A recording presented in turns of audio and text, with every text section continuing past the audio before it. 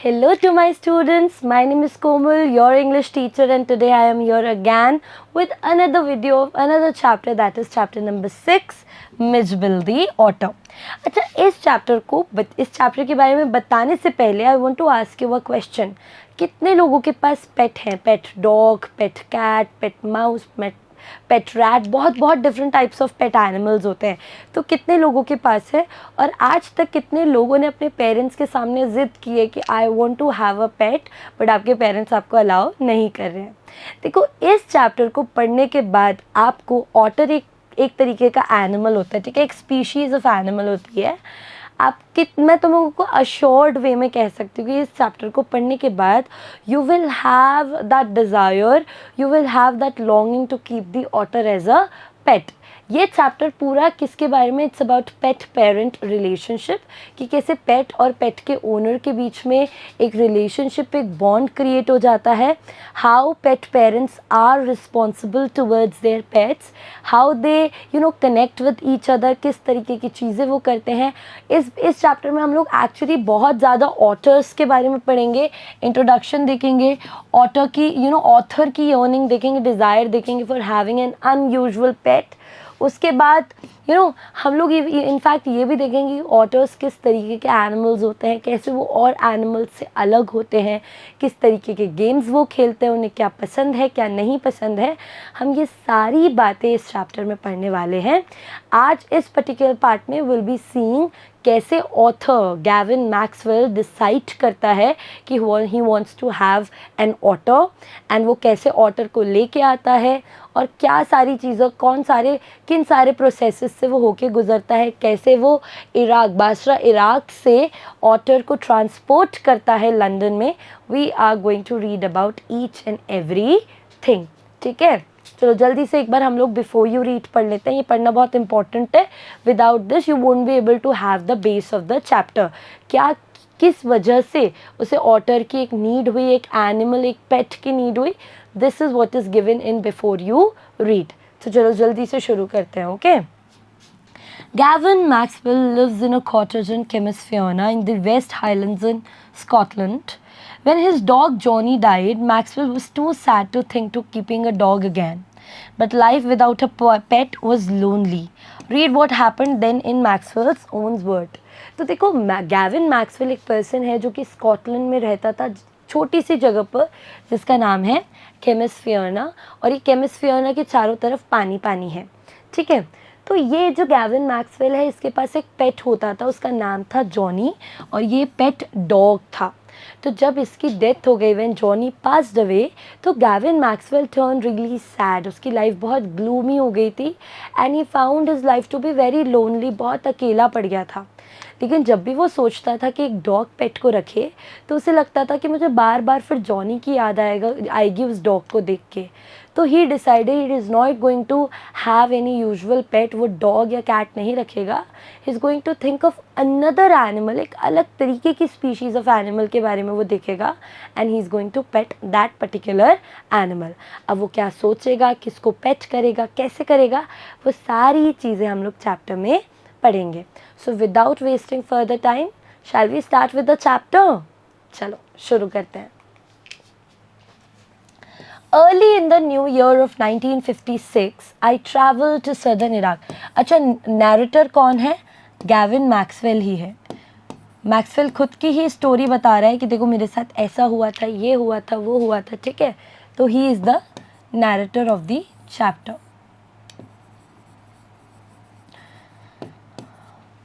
Early in the new year of 1956, I traveled to southern Iraq. By then, it had crossed my mind that I should like to keep an otter instead of a dog, and that Kemisfiona, ringed by water a stone's throw from its door, would be an eminently suitable spot for this experiment. तो देखो, somewhere about new year के 1956 के बिल्कुल starting में जो हमारा Gavin Maxwell है, उसने ट्रैवल किया था कहाँ पर? He went to southern of Iraq. वो इराक के सदर्न पार्ट में घूमने गया था. ठीक है. एंड उस पॉइंट ऑफ टाइम पे, क्योंकि Iraq is a native place of these otters, दिख रहा है ये ऑटर, ऑटर्स बिल्कुल ऐसे दिखते हैं, ठीक है। तो उस टाइम पे उसे एक थॉट आया कि he wants to have a pet. उसका जॉनी जो था वो ऑलरेडी उसकी डेथ हो चुकी थी, तो he was very lonely and he wanted to have a companionship चाहिए थी उसे। तो he decided that he is going to have Johnny as his pet. तो sorry, I am really sorry, he thought that कि वो क्या करेगा, एक नए पेट की तलाश करेगा। एंड ऑल्सो उसे पता था कि वो कहाँ रहता है, केमस फियोना में। अब देखो, केमस फियोना एक ऐसी जगह है जिसके आसपास एक बहुत ही, ये दिख रहा है स्टोन्स थ्रो, इनके बहुत पास में ही, बहुत ही छोटे डिस्टेंस पे ही बहुत सारी वाटर बॉडीज़ है, लेक्स है, सी है, ओशन है, रिवर है, मतलब बहुत different big big water bodies केमस फियोना के आसपास हैं। तो he knew that otters love water. जो ऑटर्स हैं वो पानी के बिना रह नहीं सकते, वो पानी को बहुत ज़्यादा पसंद करते हैं। तो in order to have an otter, one should have big water bodies around. अगर आपको ऑटर को पेट करना है तो आपको बड़ी बड़ी वाटर बॉडीज़ आपके पास में होनी चाहिए। तो ही थॉट, देखो केमस फियोना में रहता हूँ, उसके आसपास पानी है, मुझे वैसे भी कंपेनियनशिप चाहिए, मैं इराक में आया हूँ जहाँ पर ऑटर्स का घर है, तो क्यों ना मैं इस टाइम एक अनयूजुअल पेट को लेता हूँ, एक अनयूजुअल एनिमल को पेट करूँगा। And then he decided that he is going to, and this spot was बिल्कुल prominent, एकदम suitable spot था to complete this experiment of petting an otter. So he decided that this time after the death of Johnny, he is going to pet another animal, and this another animal is not going to be a usual one. It is going to be an otter. समझ में आया? When I casually mentioned this to a friend, he as casually replied that I had better get one in the Tigris marshes, for they were as common as mosquitoes and were often tamed by the Arabs. तो उसने कहा, जब उसने अपने दोस्त को ये बात बताई, देखो एमिनेंटली का मतलब होता है कि बहुत बहुत बड़ी मात्रा में क्या है, वहाँ पर पानी मौजूद है केमस फियोना के आसपास। अब जब उसने ये बात अपने एक फ्रेंड को बोली, कैजुअली बोली कि यार तुम्हें पता है कि मेरा इस बार मन है कि मैं इस बार कोई डॉग या कैट को पेट नहीं करूं, बट मैं एक डिफरेंट स्पीशीज़ ऑफ एनिमल को अपने साथ रखना चाहता हूं, और वो डिफरेंट स्पीशीज़ क्या है, ऑटर्स की। तो जैसे उसने कहा, तो उसने कहा कि अरे वाह, ये तो बहुत अच्छा डिसीजन है, और तुम एक परफेक्ट प्लेस पे हो, क्योंकि इराक में एक जगह है जिसका नाम है टिग्रिस मार्शेस, ठीक है। और इन टिग्रिस मार्शेस में तुम्हें दिखेगा, ये पूरे टिग्रिस मार्शेस हैं, इस जगह पर ऑटर्स बिल्कुल मॉस्किटोज़ की तरह तुम्हें मिलेंगे। जैसे हमारे यहाँ पे आसपास गंदगी में तुम्हें मच्छर घूमते हुए दिखेंगे, बहुत ही कॉमन से इंसेक्ट्स है ना मच्छर, तो वैसे ही तुम्हें यहाँ पे टिग्रिस मार्शेस में, जो कि ये जगह है, वहाँ पर तुम्हें ऑटर्स हर कहीं दिखेंगे। एंड इनफैक्ट वहाँ पर अरब्स इन एनिमल को टेम भी करते हैं और सेल भी करते हैं, यानी कि यहाँ पे बहुत सारे अरबिक लोग हैं जो इनको पालते हैं। तो it will be very easy for you to get one a really good species of otter from here. So they both decided that Gavin Maxwell is going to take the otter from this particular Tigris marshes. Okay, shall we move to the other part? देखो marshes का मतलब होता है low lying land, एकदम ऐसे एकदम दलदली सा एरिया होता है, थोड़ा सा लो लैंड होती है, जो वेस्ट बहुत ही ज़्यादा, जिनके चांसेस ऑफ बीइंग फ्लडेड बहुत ज़्यादा होते हैं, उन्हें मार्शेस हम कहते हैं, ठीक है। We were going to Basra to the consulate general to collect answer of our mail from Europe. At the consulate general, we found that my friend's mail had arrived, but that mine had not. So it was not just decided by Gavin Maxwell to pet an otter, but उसके friend ने भी decide किया कि वो दोनों ही क्या करेंगे, एक एक ऑटर को अपने साथ अपनी नेटिव प्लेस में लेके जाएंगे, and they both were going to pet otters. तो अब क्या हुआ, देखो तुम्हें भी पता है कि अगर किसी फॉरेन लैंड से कोई भी चीज़ लेके जानी होती है अपनी कंट्री में, तो आपको कस्टम ड्यूटी, एक्साइज ड्यूटी, ये सब भरना होता है। लेकिन अगर वो कोई लिविंग चीज़ होती है, कोई लिविंग पर्सन है, लिविंग थिंग है, तो आपको क्या करना पड़ता है, उसके लिए वीज़ा और उसके लिए परमिशंस लेनी पड़ती है। तो same, they both were living in consulate general, like एक तरीके के एम्बेसी ऑफिस में ये लोग रह रहे थे।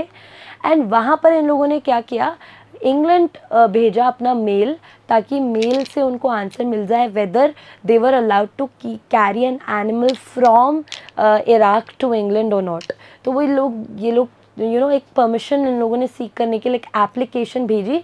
कॉन्सुलेट जनरल में थे, एम्बेसी में थे, उस वहीं के थ्रू उन्होंने इंग्लैंड में एक एक तरीके का एप्लीकेशन भेजा और दे अप्लाइड फॉर, बेसिकली हम कह सकते हैं आज की भाषा में लिखना मत वीज़ा, कि उन्होंने उन दोनों एनिमल्स की परमिशन सीख करने की कोशिश की। अब कुछ ही दिनों में उसकी जो फ्रेंड था उसका तो मेल आ चुका था और हिज फ्रेंड वाज डिनाइड कि तुम्हें वो पर्टिकुलर एनिमल रखने की परमिशन नहीं है, you are not allowed to take the otter from Iraq to back to your home place. So his friend was denied of the permission, but Gavin Maxwell बहुत ही impatient हो चुका था क्योंकि उसकी मेल का रिप्लाई, उसकी एप्लीकेशन का replying status अभी भी उसे पता नहीं था। He was getting impatient, he was totally not known कि क्या होगा क्या नहीं होगा। एंड उसे actually he was he had a great desire of keeping an otter as a pet. उसकी अब बहुत ज़्यादा डिज़ायर बढ़ चुकी थी, उसे एनी हाउ ऑटर को पेट करना था एंड उसका मेल नहीं आ रहा था। So he was growing impatient day by day. अब उसने क्या किया मेल के आंसर के लिए, देखो, I call to England and when 3 days later nothing had happened, I tried to telephone. Okay, the call had to be booked 24 hours in advance. Cable का मतलब होता है बेटा टेलीग्राफ भेजना। तो उससे जब कुछ दिनों बाद रिप्लाई नहीं आया तो उसने क्या किया, एक टेलीग्राफ लिखा इंग्लैंड में, वहीं उन्हीं अथॉरिटीज़ को लिखा एंड उसको लगा था कि रिप्लाई जल्दी आ जाएगा, ठीक है, but there was no reply of that particular telegraph also. And in 1956 international calls बहुत इजीली अवेलेबल नहीं होते थे, ट्रंक कॉल्स करने पड़ते थे और वो कॉल्स को करने के लिए यहाँ पर इराक में, एशिया में बैठे बैठे एक दूसरी कॉन्टिनेंट में कॉल करने के लिए आपको क्या करना पड़ता था, आपको एक दिन पूरे 24 आवर्स पहले वो कॉल बुक करना पड़ता था। वो बहुत ही ज़्यादा एक्सपेंसिव कॉल भी होता था। But Gavin Maxwell, who had an ardent desire of keeping an otter as a pet, he was more than willing to do anything to know the reply whether his application got accepted or not. तो उसने call book किया and now he was ready next day to call the authorities. But actually क्या वो call कर पाएगा या नहीं, will see that. Okay, on the first day the line was out of order, on the second the exchange was closed for a religious holiday, on the third day there was another break down. तो देखो, पहले दिन 24 घंटे पहले उसने call book किया, he was impatient, was very very very conscious, I would say he wanted to call and he wanted to know the answer on the call only. So he went to the office to call. He got to know that the telephone line was not working. एक तरीके का breakage है and he couldn't call. Second day again he thought कि चलो आज नहीं तो मैं कल कर लूँगा call. So he waited patiently again. He waited. He wanted to know the answer. But next day एक government holiday आ गई, कोई religious holiday थी, पूरा का पूरा इराक उस दिन बंद था। थर्ड डे फिर भी he also tried on the third day कि चलो अब तो मैं कॉल कर लूँगा, but that day also there was some sort of break down again. तो यही तीनों दिन उसके साथ कॉन्टिन्यूस प्रॉब्लम्स होती रही। सबसे पहले उसने अप्लाई किया, बहुत दिन तक वेट किया, फिर टेलीग्राफ भेजा, टेलीग्राफ का कोई रिप्लाई नहीं आया, कॉल बुक किया और 3 लगातार दिनों तक उसने कॉल करने की कोशिश की, but he couldn't make a single call. But then what happened?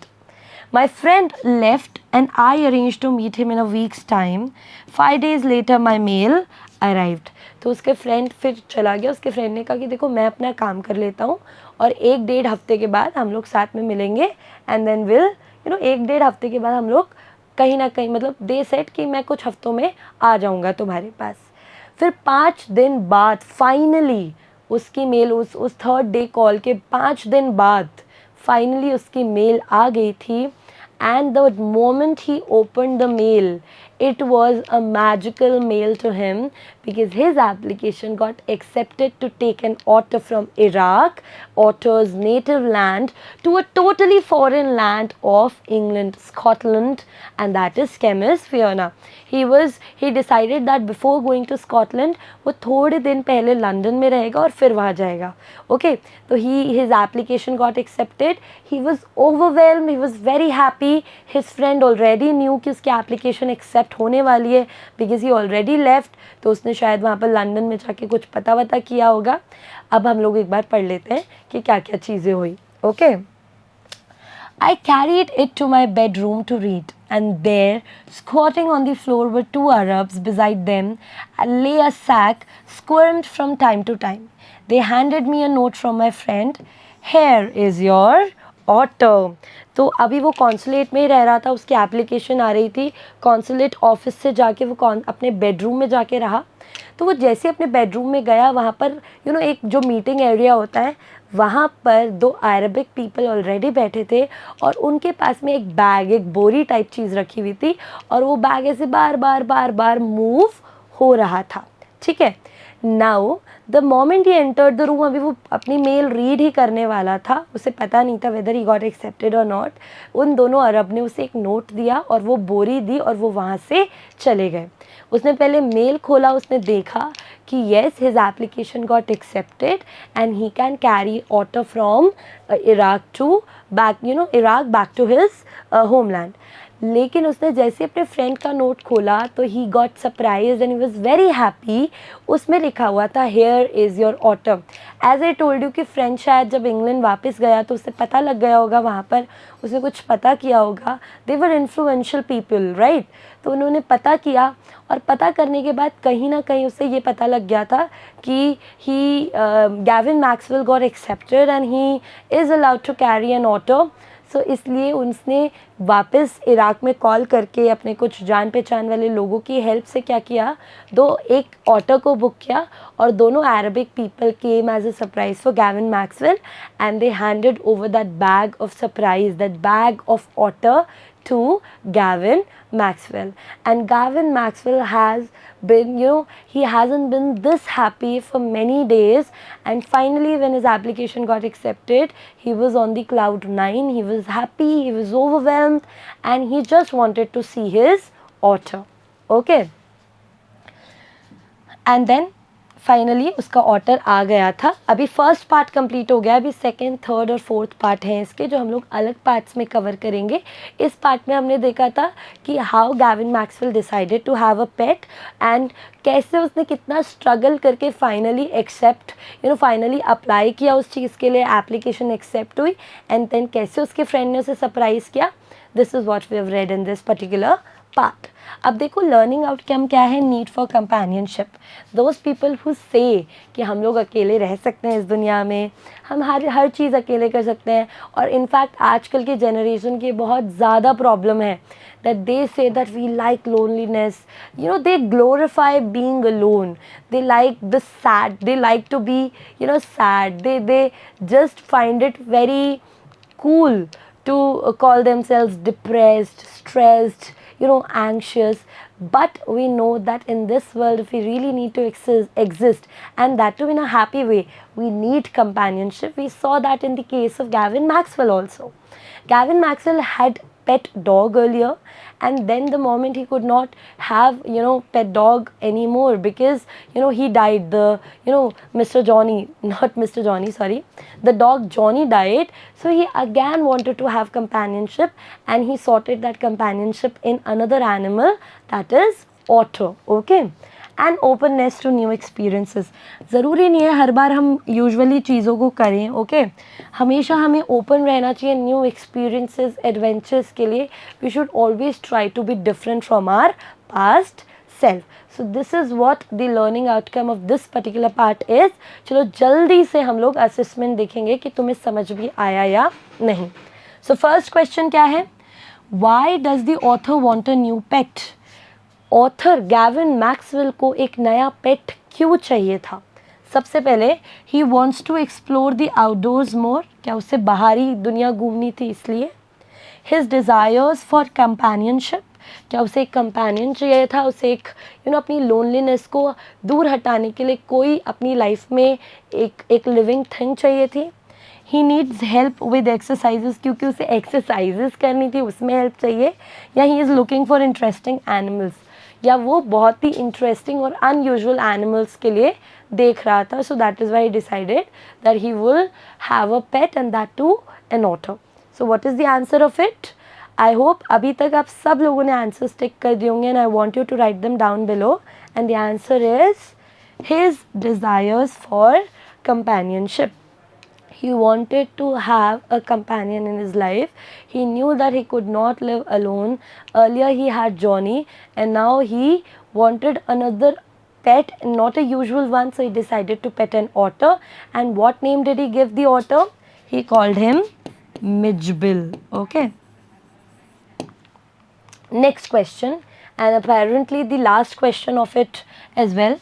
The author's decision to get an otter as a pet suggests कि जो ऑथर का डिसीजन था कि उसे एक ऑटर ही चाहिए पेट में, तो वो डिसीजन उसका क्या बताते हैं, ऑथर के बारे में हमें क्या बताता है? A strong preference for traditional pets, कि उसकी एक स्ट्रॉन्ग प्रेफरेंस है कन्वेंशनल या ट्रेडिशनल, जो बहुत लोग जिन एनिमल्स को पेट करते हैं उसी एनिमल एक कन्वेंशनल पेट रखने का डिज़ायर. या a fear of commitment to a new animal, ये दिखाता है कि he could not commit to a new species, new animal. A practical approach to pet ownership, he was very practical. He didn't want to have an unusual pet, so that उन पेट के बारे में बहुत लोगों को पता नहीं होता है, वेट्स नहीं मिलते हैं, पर्टिकुलर फूड नहीं मिल पाता जिस तरीके से उन्हें रखना है, उस पर बहुत सारी रिसर्च एंड स्टडीज़ नहीं होती, क्योंकि बिफोर हैंड या एक रेडी रिसोर्सेज अवेलेबल नहीं होते, इसलिए प्रैक्टिकल अप्रोच उसने अपनाई और एक अनयूजुअल पेट नहीं रखा. या an open mind to unconventional companions, यहाँ कि वो एक बहुत ही फॉरवर्ड ब्रॉड माइंडेड पर्सन था, and he was open to the new animals, new species of animals, and he wanted to have a companionship in an unusual unconventional, जो कि लोगों के लिए नॉर्मल नहीं है, उस पेट को रखना चाहता था. सो of course the answer is D. बिल्कुल ऑड वन आउट है, ये तो तीनों ही हमारे मिजबिल से ही मैच नहीं करते, क्योंकि उसने पेट रख लिया था ऑटर, तो इसलिए answer will be D for Delhi. I hope this part is clear to all of you. If you have any questions, please comment them down below, and I'll surely solve those questions for you. And with this, you please stick to Mission Gyan for your grade 10 preparations, and for English, stick to your Komal ma'am. Bye bye all of you. Take care and study well.